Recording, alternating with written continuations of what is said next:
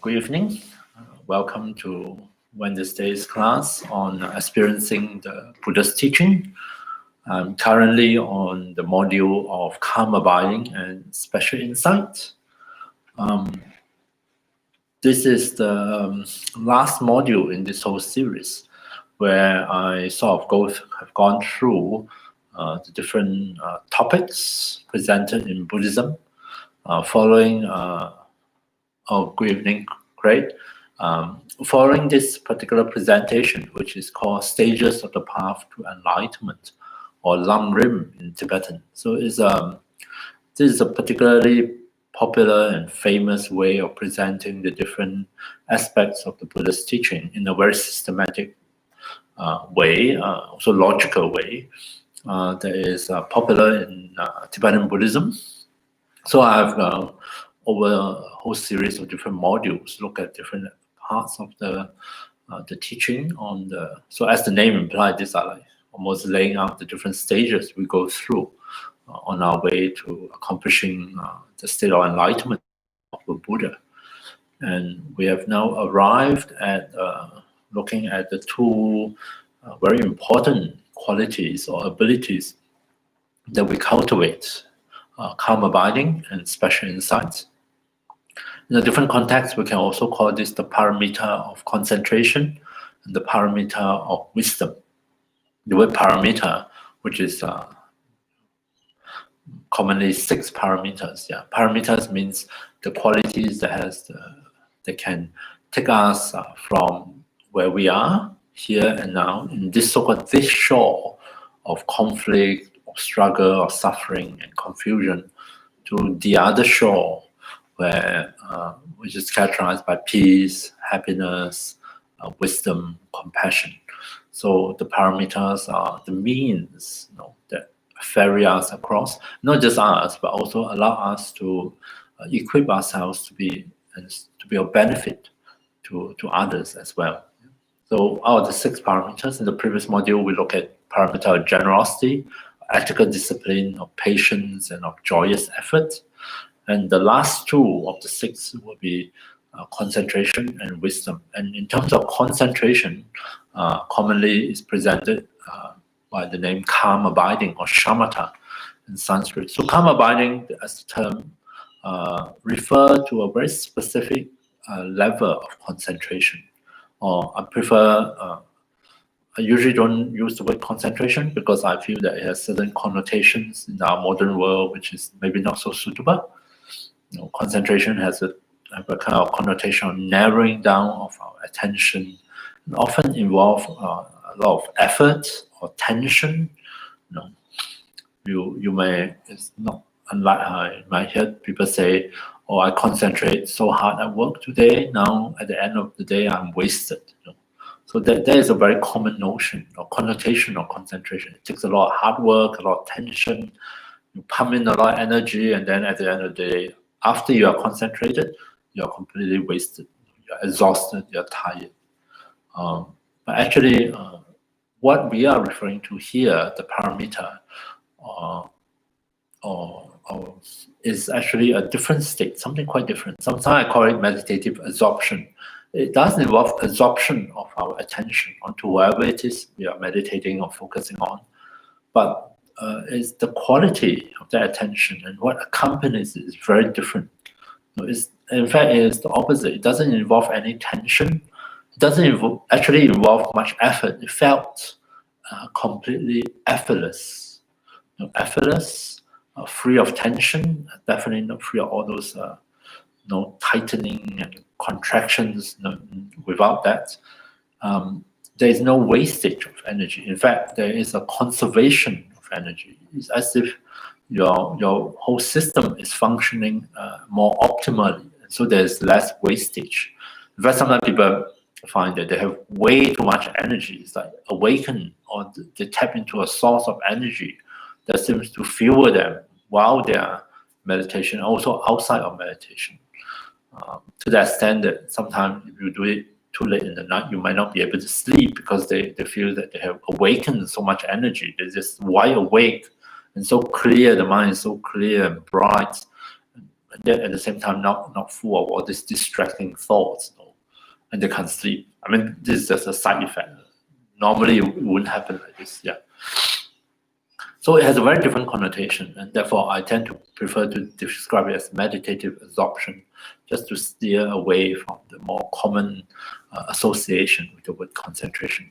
So calm abiding refer to a particular level of concentration or meditative absorption, something called the threshold, because beyond calm abiding, there are much deeper, more profound level of states of absorption that are available for us. So calm abiding is like the doorway, the threshold. By accomplishing it, it gives us access to deeper level of absorption. And so last week I started to introduce how we can go about accomplishing the state of calm abiding. And just to review a little bit, I like to approach it from the point of view of gathering or creating the favorable conditions that support us, that support the body and mind, the system, and enable the system to shift into this mode of absorption, or move towards calm abiding by relying on those conditions that we are bringing together. So gathering the conditions is one way of thinking of how we can accomplish calm abiding. So first condition, of course, in the meditative context, we talk about meditation, then of course, we give attention to the posture, the choice of posture, posture that is most suitable for that particular session. And this can vary from one session to another. There's no such thing as the one and only perfect posture that you must forever and ever use that posture. I think it's good to be flexible and to tune into the state of our body and mind and select a posture most supportive of ourselves that enable us to actually makes it more efficient or effective for us to enter into a state of calm abiding. So posture is very important. Usually for calm abiding, we either choose a sitting posture or a lying down posture. I mean, of course, you can also, there are four postures usually referred to: standing, sitting, lying down, walking. Or actually, I should say walking, standing, sitting, lying down. Yeah, walking and standing does require more effort, and especially standing. Most of us might find, unless you train in it, you find it quite hard to sustain for a longer period of time. So usually that left only the two options that are most suitable for meditative absorption or calm abiding: a sitting posture, sitting on the floor in a cross-leg position, or sitting on a chair, and lying down, especially lying down on your back in the supine position. So these are suitable posture that we can experiment with. And the second conditions, I often describe it as how can I facilitate my body and my mind to shift gears, to help them to transition from whatever level or whatever states they are in to one that is closer to calm abiding. So there is a kind of a gear shift, a transition, and I'm trying to facilitate that transition. In terms of the body, I find that something as simple as giving mindful attention to the body, becoming mindfully aware of the actual sensations of the body here and now. It's almost like reconnecting the mind with the body. So they come by paying attention to bodily sensations. I'm connecting the mind with the body, and this sort of awakens the natural intelligence of the body, and it's almost like the body sort of realize that there's nothing is going on here. I don't have to work so hard. I can chill. I can loosen up. I can let go of all those contractions and tightenings, and just settle back and be more comfortable in the meditation posture. Right? So that is how we help the body to shift gears through mindfulness of the body, actually. And how can I help the mind to shift gear, to settle down, really? As the body releases those tension and tightness, it's very likely that we experience it as something pleasant, something nice. So there is often feelings of ease and comfort, of relaxation, feeling of softening, softness.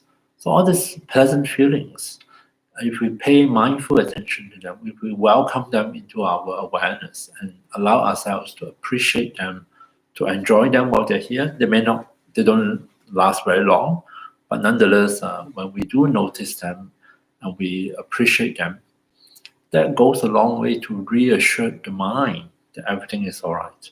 Why? Because the mind recognizes and notice that, oh, it feels very nice, very comfortable, feels very pleasant. And that is an indication that maybe things are all right here, things are okay.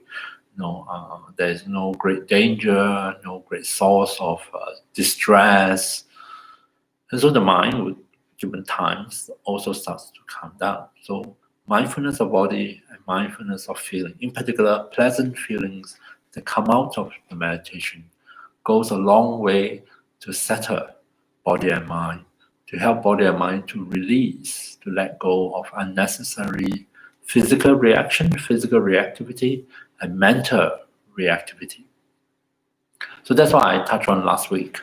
And if you work in this way, you'll find that by the time, after the first step, the posture, the second step, helping body and mind to transition into meditation, when we arrive at my so-called third step, the actual meditation, we can quite often, especially if you try out this, what I suggest, and if it works for you, find that already body and mind feels a bit different. Some shift has happened.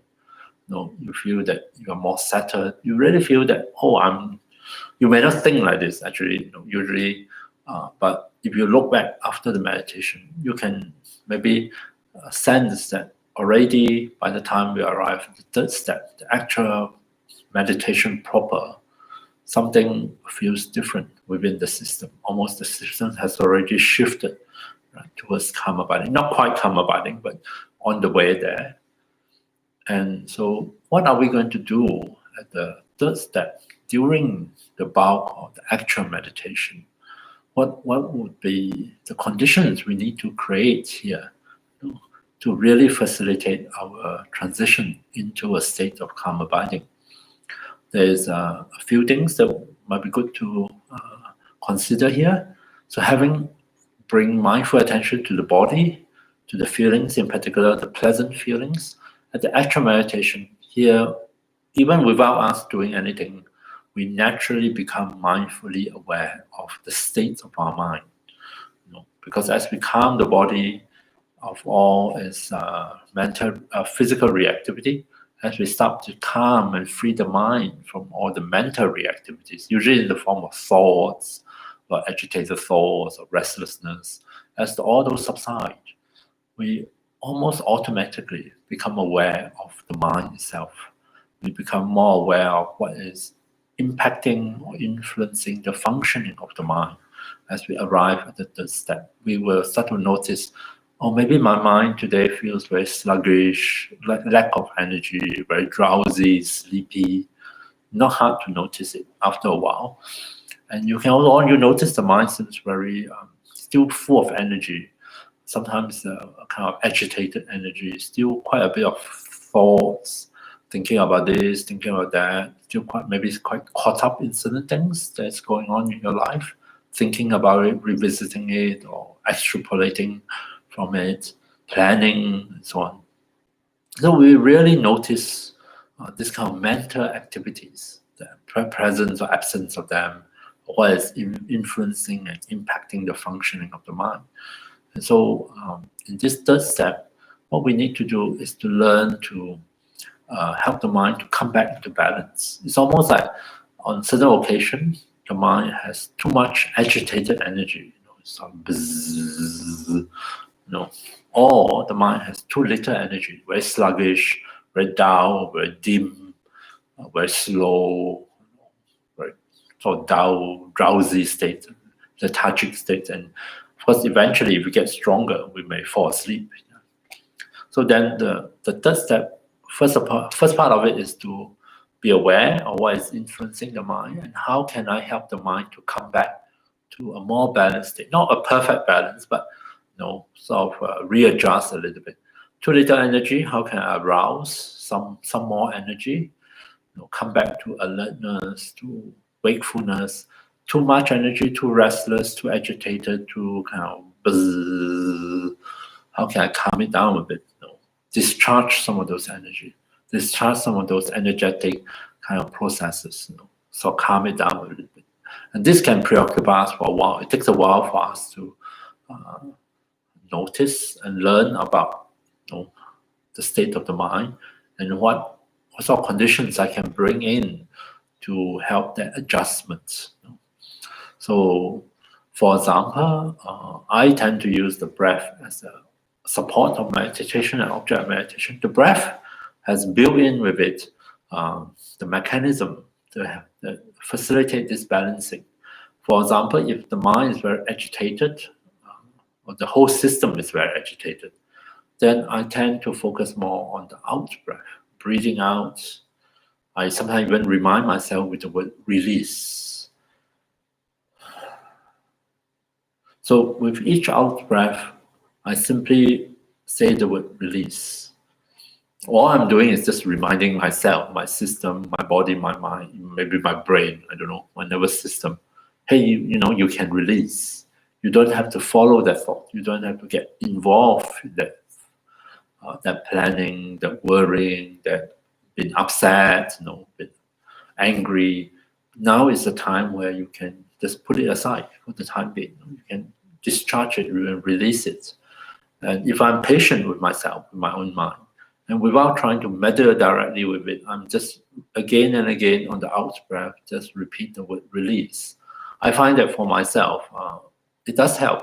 It's almost like I'm constantly reminding myself, oh, okay, I don't have to follow that thought. I don't have to get upset all over again. I don't have to keep repeating the same old boring story to myself again and again. I can just release. I can just drop it. So that helps because after a while, if I persevere, quite often it does. To some extent, it releases it. You let go of some of those agitation and therefore accomplish the purpose I want, the calming of the mind, the system. Right?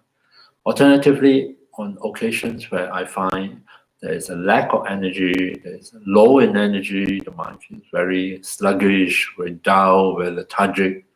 Now, the in-breath is a good opportunity to do something, to create a different conditions.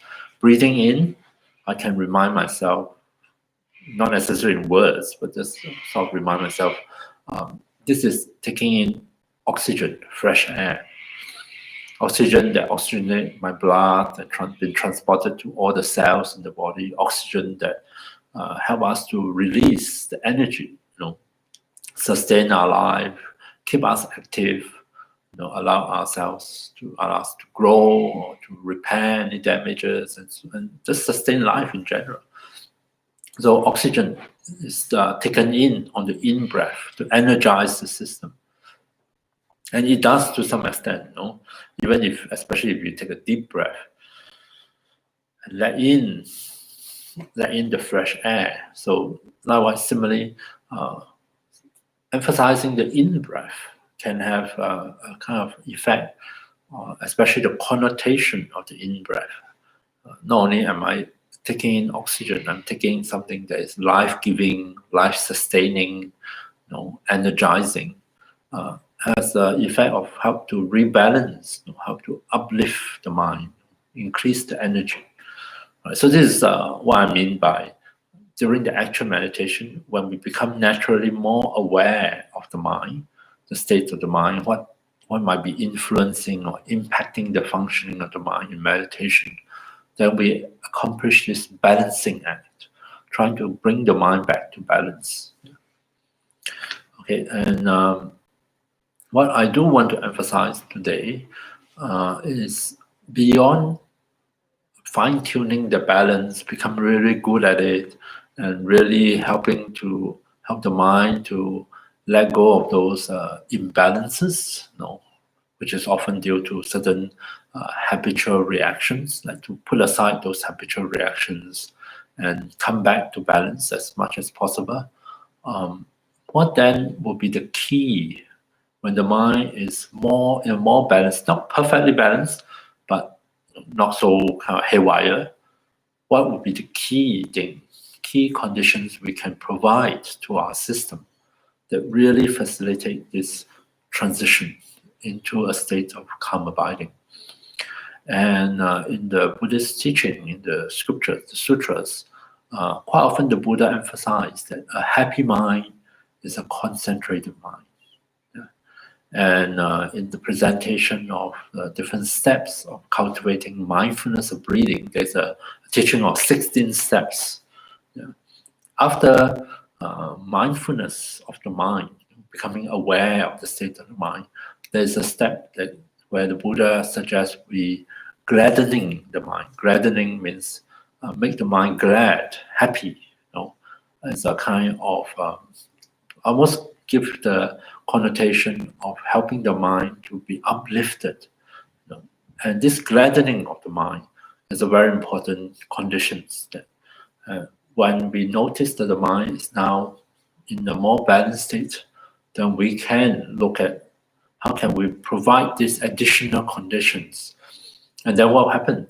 Gladdening the mind can very simply by becoming aware of the kind of pleasant feelings that are here with us, that is a part of our meditation. Usually two different forms of pleasant feelings are highlighted in calm abiding meditation, in concentration or meditative absorption. And I tend to call them rapture. One type is rapture, and the other one I tend to call it happiness. The happiness of contentment, just to specify what kind of happiness that is. Rapture and the happiness of contentment, if we can notice these pleasant feelings at this particular juncture where the mind is balanced, and now we really allow into our awareness one of both types of such pleasures that come out of our meditation, we are really uplifting the mind, gladdening the mind. And this has a kind of special effect at this particular point. That happiness, that pleasure, be it rapturous pleasure, or the more quiet, subtle happiness of contentment, is like a magnet.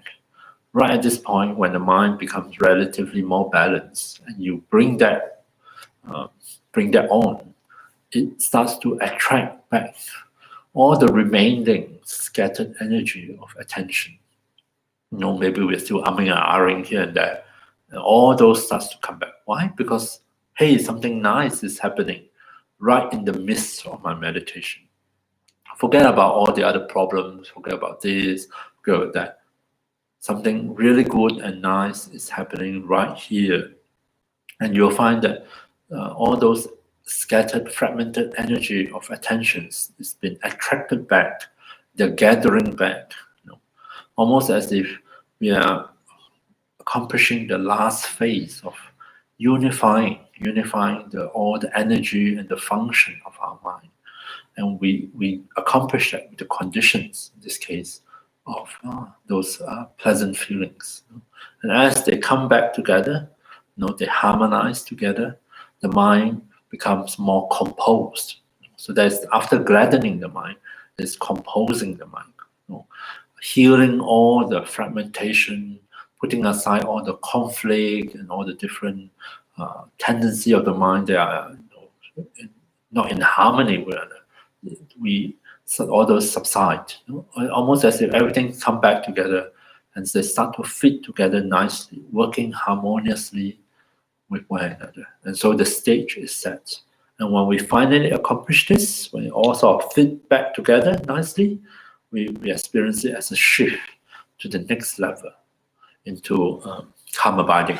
And another way of thinking of this is with the crossing that threshold into absorption of calm abiding means the mind has, at least at this moment, liberate itself, set itself free from all those disturbances. In fact, not just the mind, the body also, the whole system has temporarily shifted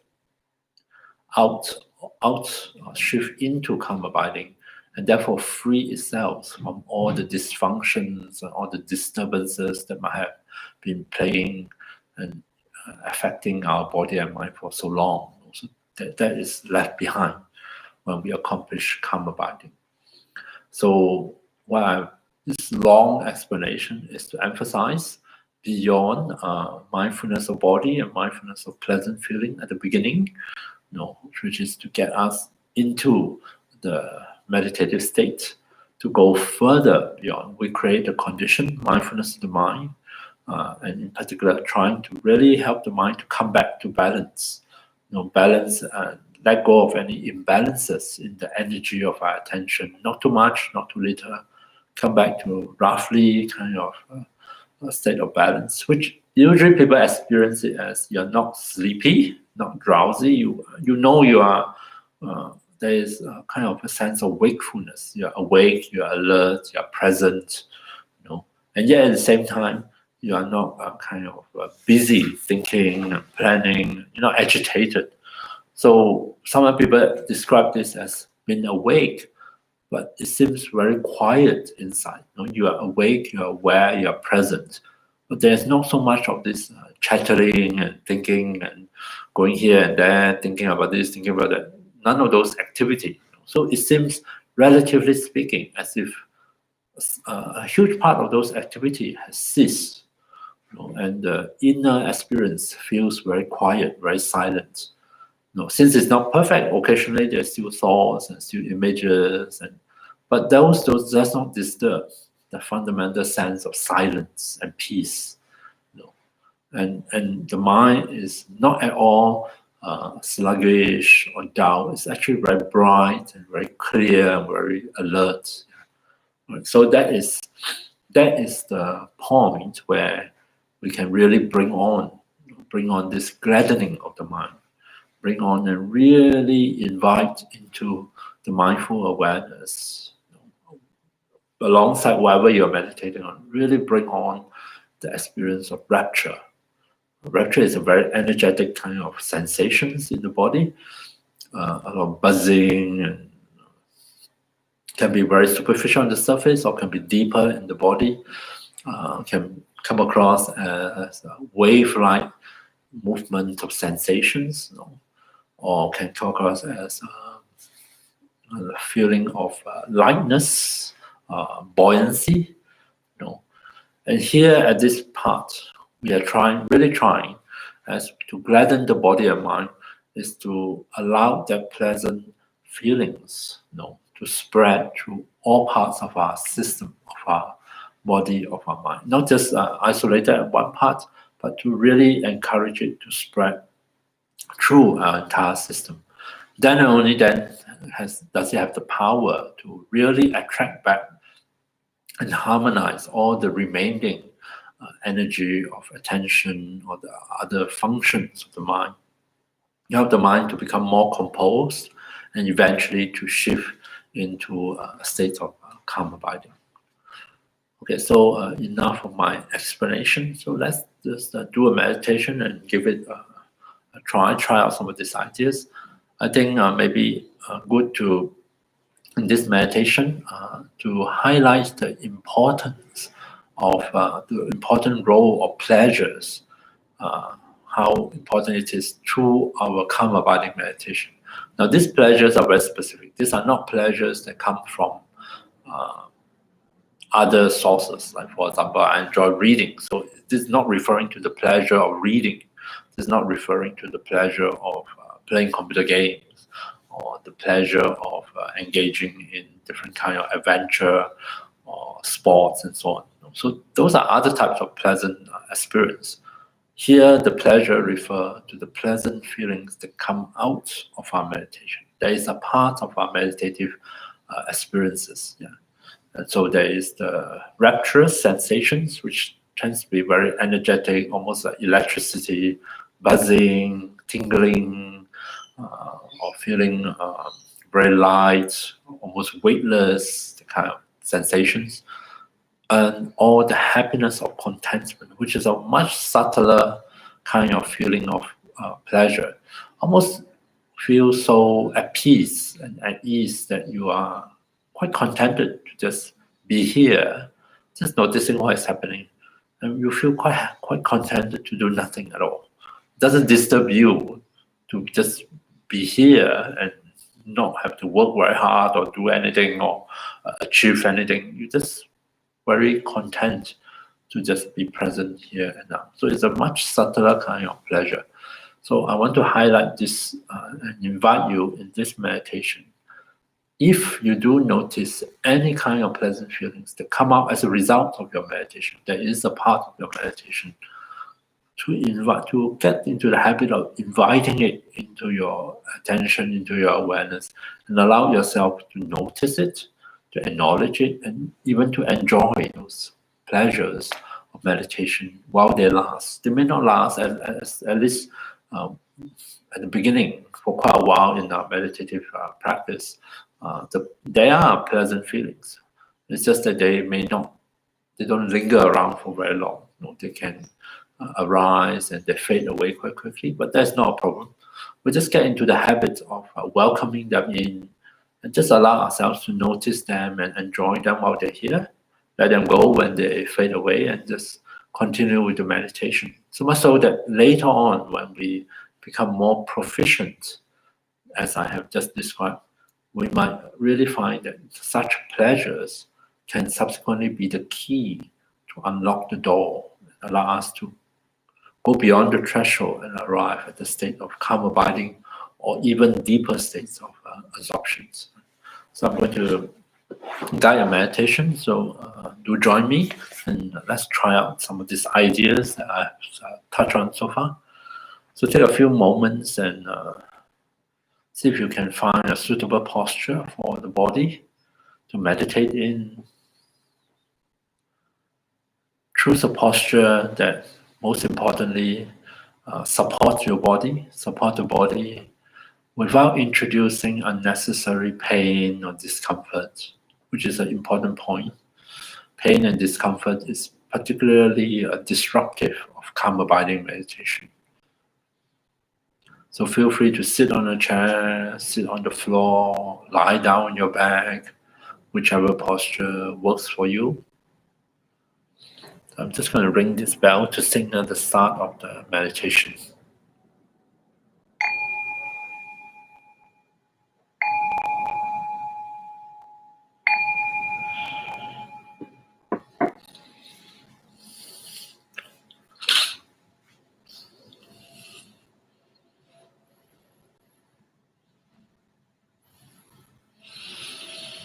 Take care that you rest your hands and arms on some physical support so that the weight of your arms are supported. During the meditation, you don't have to sort of tense up your shoulder muscles or your arm muscles to somehow hold up your arms in some special way. Just rest hands and arms on some physical support. Feel free to close your eyes completely if you're used to that, or you can leave your eyes open or half open, whichever works for you. Let's take a few moments at the beginning of the meditation. Allow time for the body to adjust, to get used to the meditation posture. Check in and in particular highlight sensations that you notice that comes through from the points of contact between the body and the seat, the body and the ground. Highlight those sensations that we associate with solidity, with firmness and stability, qualities of the earth element. And we do so in order to reassure the body, reassure the natural intelligence of the body that it is well supported in this posture, well balanced and safe. And what we are doing is to facilitate a process of whereby the body starts to loosen up, to unwind. The body recognizes that it does not need to work so hard. It does not need to be so tight, so tense, so contracted. And therefore, in its own time, we start to unwind a bit and let go of some of those contractions and tightenings. When that happens, we can really allow the body to settle back and settle down and be comfortable in this posture.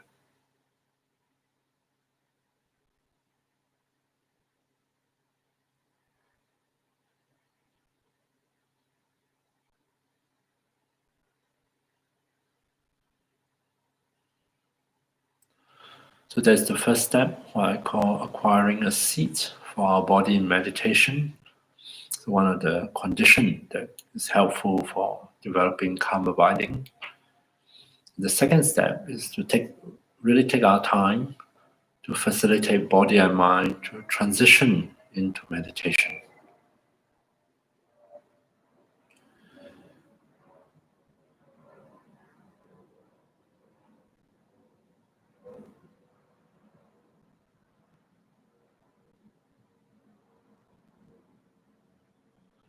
And to accomplish that, we can start with mindfulness of the body, returning mindful attention to our own body. Just notice the bodily sensations at the different parts of the body. So I'll guide you to this, and as I often say, feel free to ignore me if what I'm saying is not helpful or relevant to your actual meditative experience. Starting at the crown, I invite you to become aware, to let into your awareness sensations at the crown. Might be a little bit of tingling here, or itching, a slight pressure, could be warmth or coolness. And maybe you don't feel anything at all, and that is perfectly fine.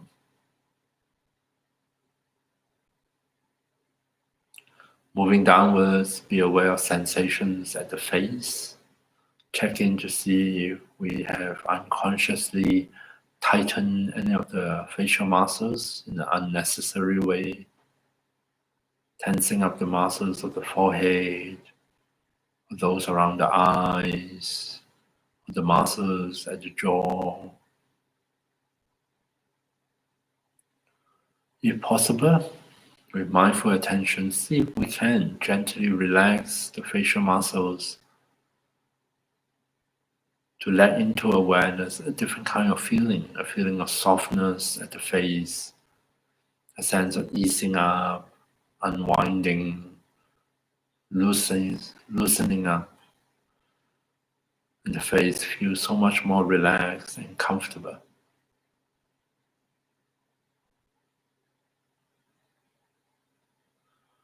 Notice sensations at the sides of the head, at the back of the head, and maybe even inside the head.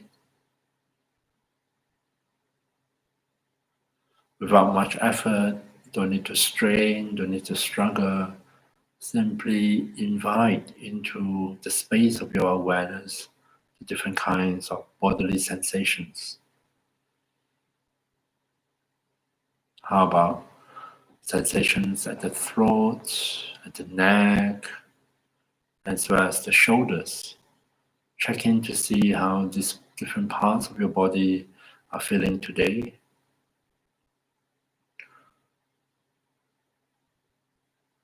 Shoulders and neck are a common area where we store up a lot of tension and tightness.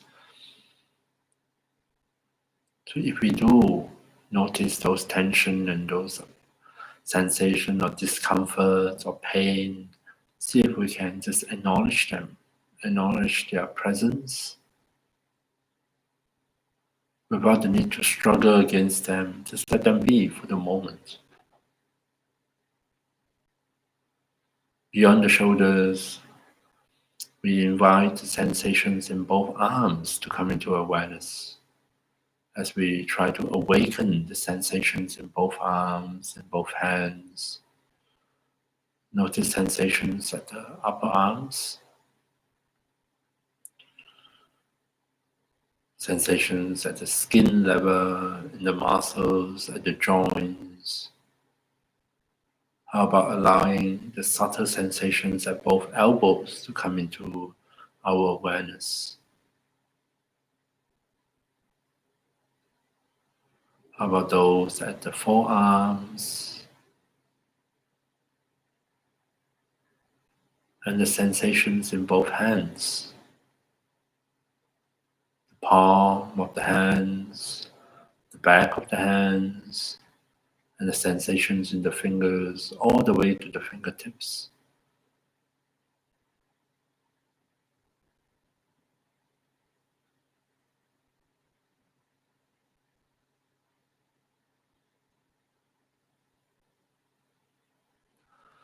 Now that we have awakened those sensations in the arms, allow both arms to rest comfortably on their support.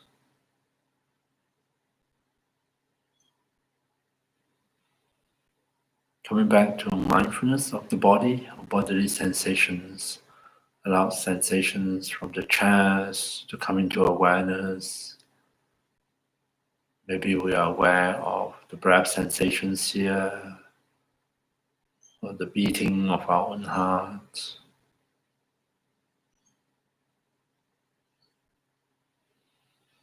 Let in not just sensations from the front of the body, but also be aware of sensations at the back, the upper back, the middle back. Acknowledge any areas of discomfort or even pain.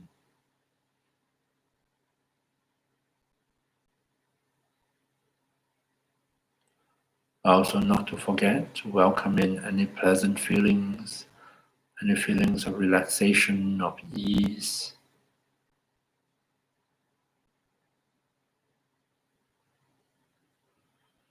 Become aware of sensations at the abdomen. Allow sensations here to appear in the space of our awareness. Sensations at the surface, at the muscles, deep within, maybe from the organs.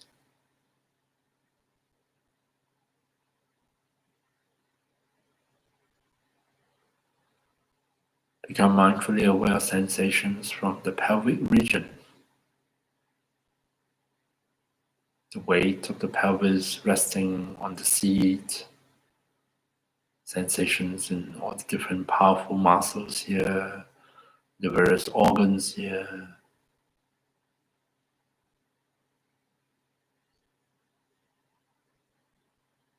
And likewise, allow into awareness sensations from both legs, starting from the hips, both hips.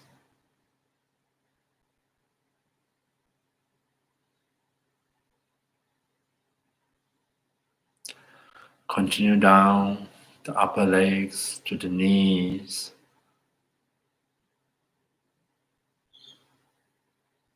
Letting in sensations from the lower legs, the ankles. And eventually, and finally, both feet. Sensation at the soles of the feet, at the top of the feet. Sensations in the toes.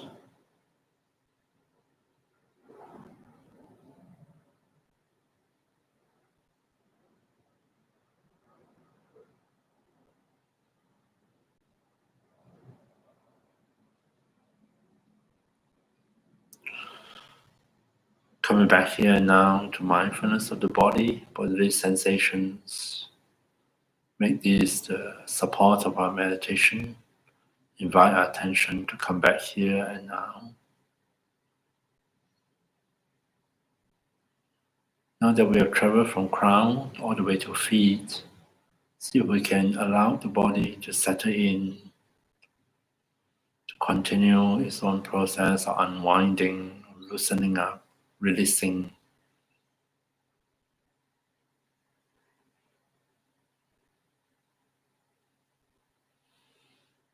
And along the way, if we do notice any pleasant feelings, any nice feelings arising, see if we can welcome them into our awareness. Enjoy their presence while they're here. Let them go when they fade away.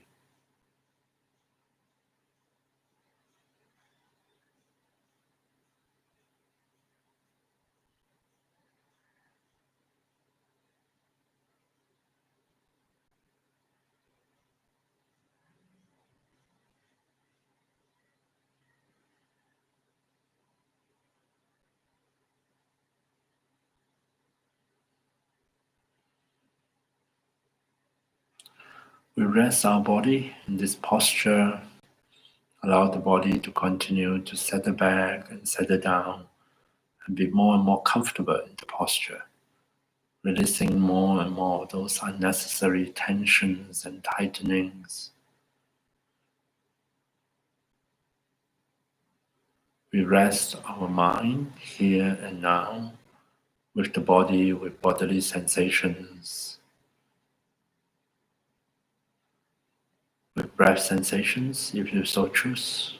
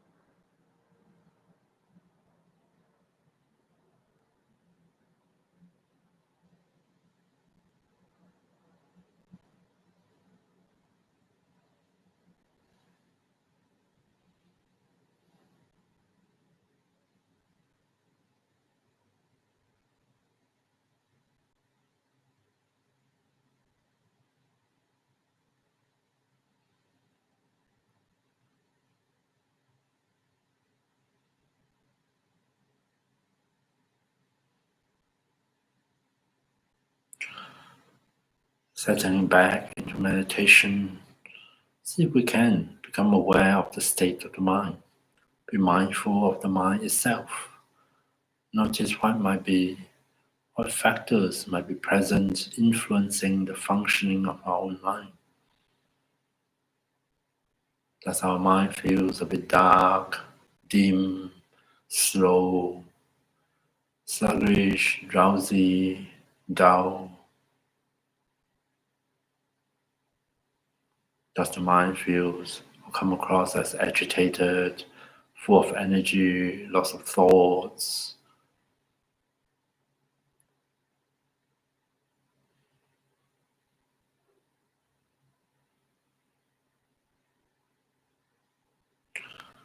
Feel free to make use of our natural breath, if so inclined. Breathing out, reminding ourselves with the word release is a good way of calming down excess energy, agitated energy of the mind. Focusing on the in-breath, reminding ourselves of the taking in of oxygen, life-sustaining, life-giving. See if we can uplift the mind if it's too dark, too dull, too sluggish.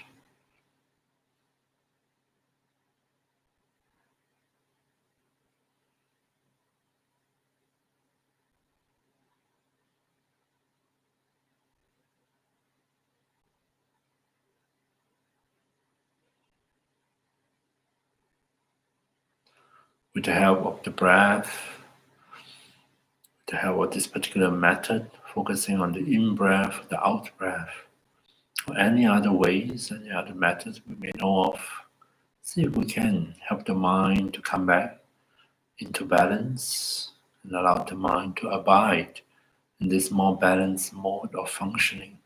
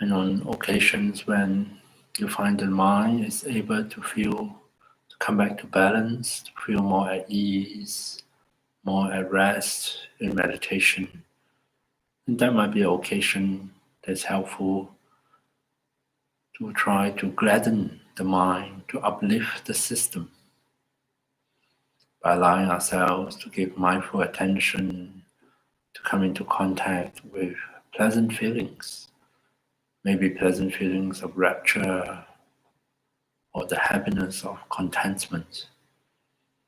And allow the attention to dwell on these pleasant feelings so long as they are here, feeding them with the energy of one's attention, and without trying to force them to spread or to intensify, to deepen.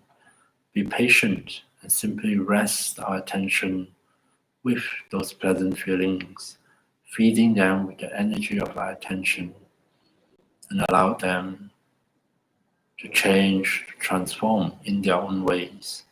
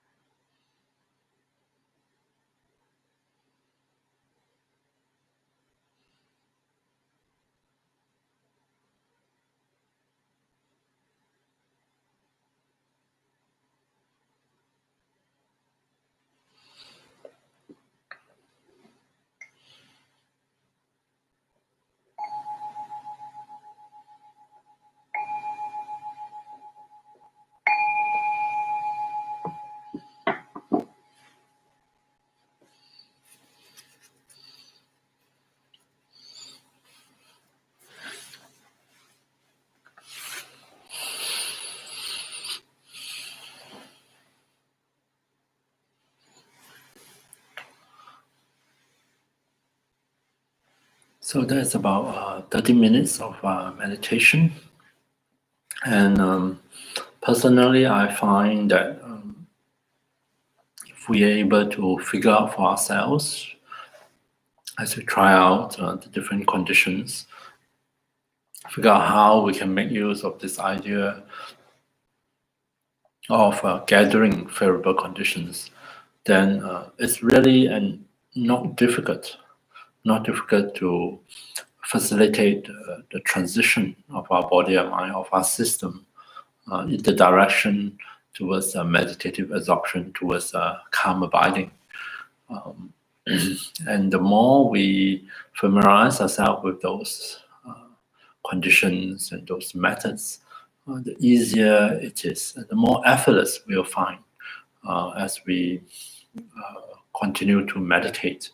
In fact, seasoned meditator can very easily, almost within a few seconds, bring together all these conditions because they are so habituated to it, and in response to that, we can really see how our body and mind, in a very kind of obvious way, actually starts to shift and transition, and we find ourselves in a very kind of different state, almost as if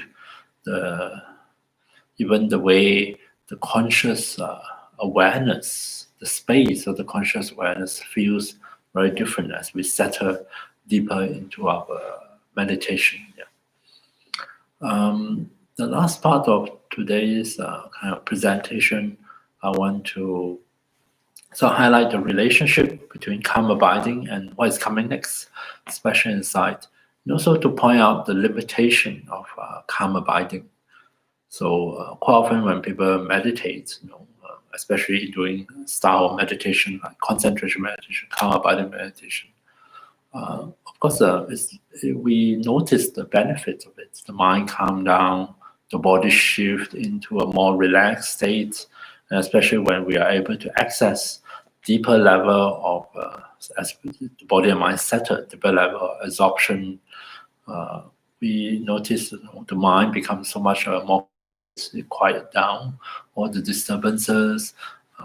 We may even have the good fortune of experiencing the ariser of rapturous, blissful sensations. On occasion, we find ourselves settled into and really notice the silence and the stillness of the mind, or the kind of the quiet happiness of contentment, where we are just so happy, not in an exciting way, but we seem so at peace in the meditation. We can just almost sit, and there's no struggle. Everything seems so much more relaxed, and we are just happy to be here with maybe with the breath, or just be aware of the sounds, or be aware of some whatever it is we are meditating. And there's no struggle, no restlessness. So these are some of the benefits, that we enjoy in the meditation, and quite often they spill over. So even after the meditation is over, we carry a certain amount of that calmness or wakefulness. We can become very aware and very present, and even some of those pleasant feelings can go with us into the rest of the day. After meditation. So clearly, calm abiding is a very pleasant experience. In fact, calm abiding and other states, deeper states of meditative absorption, are referred to by the Buddha as the pleasant abiding in this life. It's a place where our body and mind can really abide very happily, in a very pleasant manner in this life. So it's a good place to chill out, so to speak. And definitely we can observe it within our own experience. The limitation is maybe while we are deep within absorption, and maybe after the meditation is over, we enjoy the benefit of a calm mind, a mind that is not so disturbed by a lot of our habitual reactivities. It's almost as if the habitual reactivities went dormant, under the power of our meditative absorption, the power of our calm abiding meditation. They sort of went into hibernation, you can say, and they don't make an appearance. And so we might find, even as we go about our daily life, our usual business, or work, we might feel so much more awake, aware. We don't react so quickly or in a negative way. That there's somehow the stillness and calmness of follow with us, and we really benefit from it. But unfortunately, calm abiding by itself doesn't really uproot those old habits of reactivity. They are merely asleep for the time being. Because the meditation of calm abiding, the state of meditative absorption, provide a condition, a set of conditions that is unfavorable for their ariser, for us to react in the same way. So because it's not favorable, they don't make an appearance, they don't manifest. So we may find that suddenly we are so much more patient, we are less likely to get upset or to get angry. We are also so much more not so attached, because the lingering effect of the happiness and pleasure that come from meditation sustain us. So we are not so attached, not much of craving, doesn't appear so clearly. So this of course beneficial. But this temporary subsiding of the more disturbing habitual tendency doesn't mean that they are gone for good. They're just sort of in hibernation. When circumstances change in our life, you may find that unfortunately, old demons are awakened. Recently, a friend told me that prior to the birth of his twins, he enjoyed a very positive meditation experiences. And in fact, during a meditation retreat, he managed to go quite deep, really deep into his meditation, deeper states of meditative absorption. And that is in itself a great accomplishment. But as a new parent, when after twins were born, and twins, not just one, the two, during the first year of the children, there is a great shift in the meditative experience. Of course, first of all, there's hardly any time to meditate, and there's so much more things. The circumstances of life change, and you may find that it's no longer that easy to get back into those states of meditative absorption. Sometimes you may not have a chance to even sit down to meditate, and even if you do, the conditions are different now. As a new parent, and it's much harder. You will have your own, of course, meditative experience, but it's very hard to replicate what happened in the past. And this is, there's nothing bad or wrong about it. It's the natural process of it, because calm abiding is a conditional, transient state. It really depends very much on the conditions, not just inside us, but also in our life, and it responds to those changing conditions. This is why precisely calm abiding has a supporting role in our spiritual practice, but it is not the goal, not the final goal of our spiritual practice, at least not on the Buddhist path. Calm abiding can support us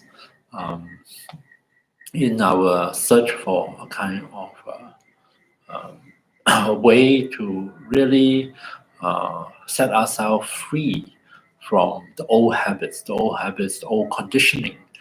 The Buddha identified craving, rooted in ignorance, craving and grasping that are grounded or rooted in ignorance as the source of our suffering. And to truly uproot these sources or causes of suffering, we need, over and above calm abiding, we need the next topic that we're going to explore, special insight. But calm abiding still play a very important role, even though it's not the final goal of the Buddhist path. notice that just the cultivation and the experience of states of calm abiding or meditative absorption, and maybe not even so deep, even something more closer, more accessible to us, states of where there is a growing quality of absorption, we already can benefit from it. So there is definitely benefits that come from experiencing calm abiding. Calm abiding, a mind of calm abiding is a very stable mind, because while we are within this state of calm abiding, all our disturbances are dormant. They're not gone for good, but then they're dormant. The reactivities are dormant. They're out of the way. And so we have really favorable conditions for us to make changes, for us to implement new habits, new way of seeing things, new way of responding to things. And this is, of course, wonderful. It helps to stabilize any new insights, new learning. It gives strength to that new perspective, a new way of responding to things. It's a very powerful mind, no doubt, by itself, because attention is so easy for us to channel the energy of attention in whichever way we want when we are able to accomplish calm abiding. So this is the reason why we still cultivate it, even though it's not the final goal. It brings along with it its own benefits, and it also greatly supports our work at transforming our mind, at helping to free us from old unskillful habits, and to reinforce and to implement and establish new, more beneficial, more skillful habits. So that is calm abiding. The next, what complements and what is supported by calm abiding is the next topic of special insight. So special insight is related to wisdom, the paramita of wisdom, which is a very important quality in the Buddha's teaching. So if you were to contrast the Buddhist teaching with other spiritual teachings in ancient India at the time of the Buddha, the Buddha is not the only spiritual teacher. There are other religious spiritual traditions at the time in ancient India. You'll find that in contrast to those other spiritual traditions, which tends to make the term Samadhi as the final goal. Samadhi is another word for states of meditative absorption. Sama means even, equal, and Di means to hold. Samadhi is to hold the mind in equilibrium, in balance. And quite a lot of the ancient Indian spiritual traditions that is contemporary to the Buddha would identify Samadhi and use this term Samadhi to refer to their final goal, which is to bring the mind through meditative practice and other spiritual exercises to a state of Samadhi and allow the mind to abide in Samadhi. I think probably in an intentional way, the Buddha deliberately chose to, in a way of differentiating his teaching, his message from others. In Buddhism, we do use the word Samadhi. It's one of the elements of the Noble Eightfold Path, the last element of the Noble Eightfold Path, right Samadhi. Yeah. But that, even though it's the last item, it's not the final goal. It is still, just as I explained, it plays a supportive role. In fact, what is important is the first item in the Noble Eightfold Path, right view, right, which is related to wisdom or which is related to insight. And so in the Buddhist universe, in the Buddhist presentation, what really set us free, what we really need to work on and cultivate and bring into our experience and our daily life is the paramita of wisdom, here expressed as a special insight. The way I understand insight in this context, or what is wisdom, in a very simple-minded way, I see insight as a profound shift in perspective. Shifting from the usual perspective that we function in, that we perceive things that we think about and feel and therefore react. So this is a particular perspective. That's how we see things, or from a first person subjective point of view, how things appear to me, how the world appears to me. So there is actually a perspective here. And right view or special insight, wisdom is to shift out of this old perspective and discover, hey, there's yet another perspective, a new perspective, a different perspective. So much so that the same object, of course, it's not like we can't see the same thing. We still see the same object, but yet they appear to us differently. Something has shifted, something has changed.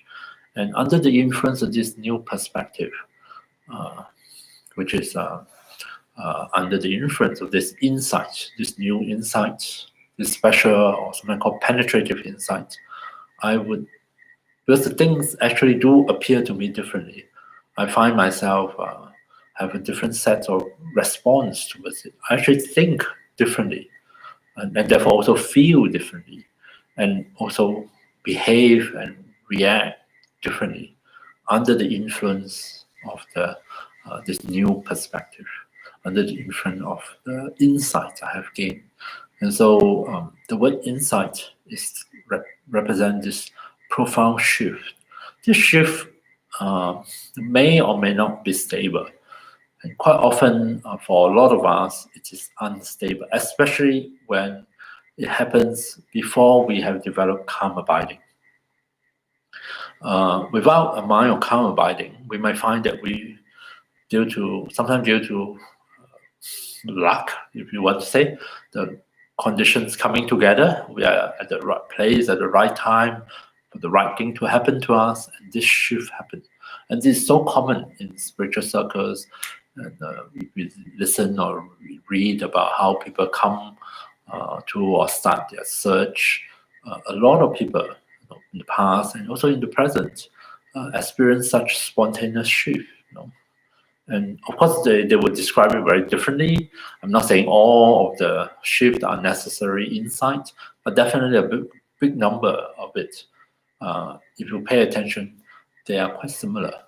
There is this, and it can happen to a lot of us just spontaneously without any spiritual practice, just due to coming together of the right sets of conditions.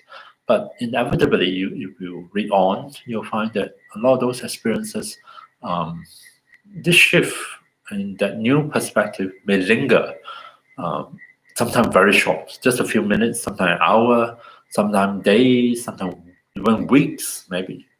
But they tend to follow the same trajectory. They eventually fade away.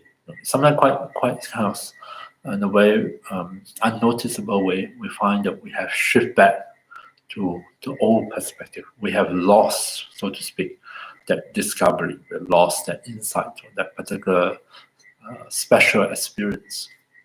And it is quite often our attempt to regain it or to re-access it that set us off on our spiritual journey, become a seeker, so to speak. And that this toggling might repeat itself, over a period of time. If you are so fortunate that you do experience multiple occasions of that shift.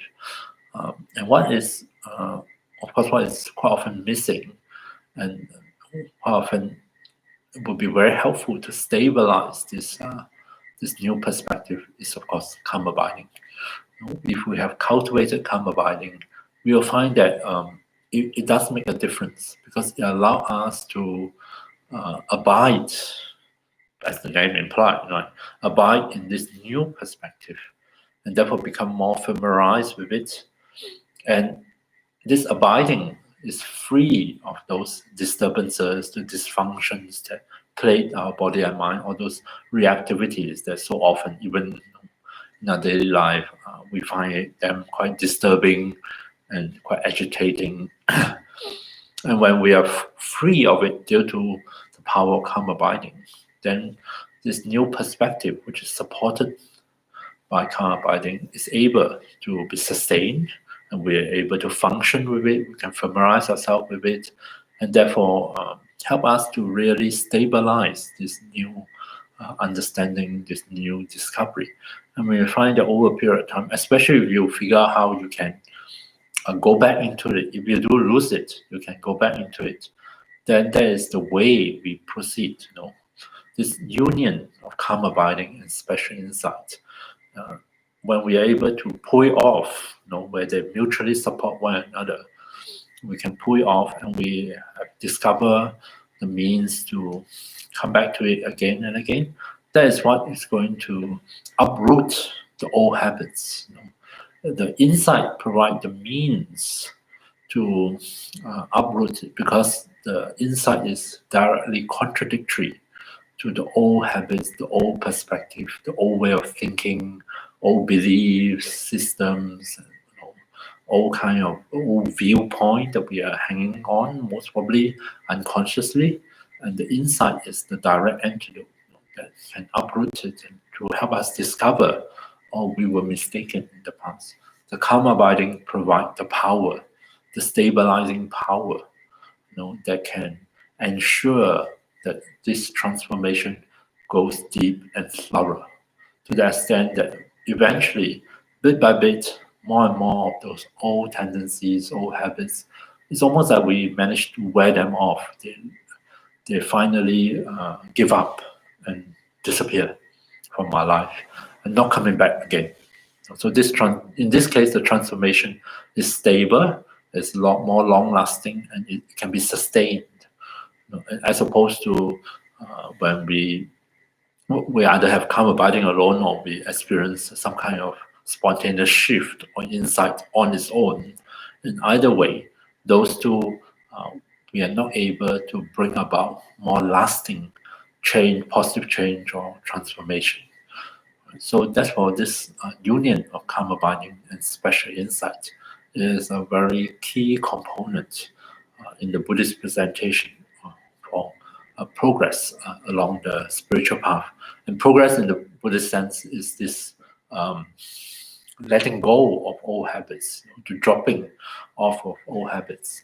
For example, in a presentation of dividing the path to enlightenment into 4 stages, these are very common. This is what we may find shared with the Theravada traditions. The first is called stream enterer. This is the first point where we enter into this stream, leads directly to enlightenment. So you just have to jump into it, you enter into it, and even without much effort, the stream, the momentum of that transformation will carry us eventually to enlightenment. So that is the first level, stream enterer.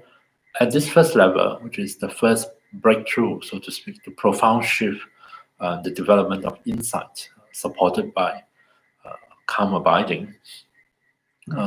At this stage, we let go of, usually they talk about three things, three kind of old habits or tendency. We let go of doubt. We no longer doubt the path forward, because we experience it, we see it for ourselves. This is sometimes also called the path of seeing, highlighting that component of seeing, of insight, of this radical shift in perspective. We let go of doubt, not all doubt, all right? This is just the doubt of the right way forward, the doubt of the path. We let that go, we no longer doubt. We let go of holding on our attachment to the view of selves. Previous to this, we still hold on secretly to a belief in self. And now we let go of that belief. Now, letting go of the belief is not letting go of fundamental ignorance. It's just that on a more intellectual level, we truly, genuinely no longer believe in the existence of a permanent, independent, self-sufficient, self-sustaining self. We let go of such beliefs, such views.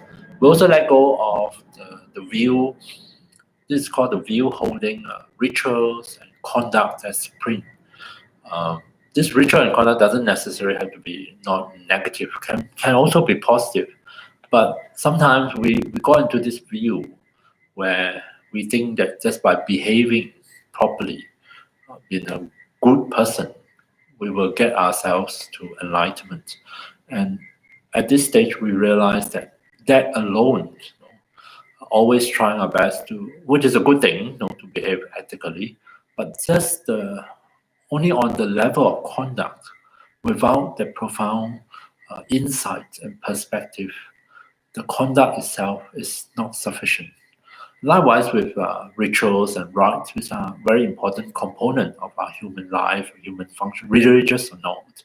But rituals and rites by themselves, not supported by this transformative view and understanding, just by going through motions, performing the rituals properly, but without being supported by this radical shift in insight and view. The rituals, the conduct themselves are not capable of setting us free. They can be helpful, they can be supportive, no denying it, and they are virtuous if we are following virtuous conduct.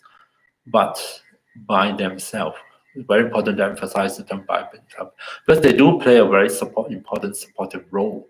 But on their own, without the correct view, without the penetrative insight, they are quite powerless in helping us to uproot our old tendency, which is why we may find that despite our best effort to do the right thing, to behave in the right way, there are still many occasions where we find old habits will flare up, will take control, and will run the show, especially when we are tired, there's a lapse in our mindfulness. Yeah. So those old habits can only be uprooted when we gain the power of the union of calm abiding and special insight. So that's the first stage that we let go of. And the second stage, we weaken our attachment and our anger, only weaken. Only on the third stage, sometimes called the stage of non-returner, is when we've truly abandoned our attachment, our aversion, our anger and hatred through the power of our insight. Of course, the fourth stage will bring us to the stage of enlightenment or arahat, the state of arahat. And here we would abandon our ignorance, our conceit, ignorance and conceit. We abandon restlessness, which is a subtle form of aversion, and we abandon attachment to what they call the form realm or formless realm experiences. So these are experiences of deeper states of meditative absorption, which can be very pleasant. And we abandon even our attachment to such subtle, sublime pleasures. Yeah. So this is kind of a brief explanation to situate the practice of calm abiding and the practice of paramita of concentration in relation to what is coming next, special insight and wisdom. And that to emphasize that it is important, but it's not the most important thing. It has a supportive role, and it does make a great difference. But what we really need to work on will be what I want to cover for the rest of this module, is how we can develop, we can catalyze that profound shift in perspective that we call special insight, that will become what we call the paramita of wisdom. All right, so thank you very much for your attention to me rambling on and on. I hope you have a good week ahead and hope to see you here next week. So good night, everybody.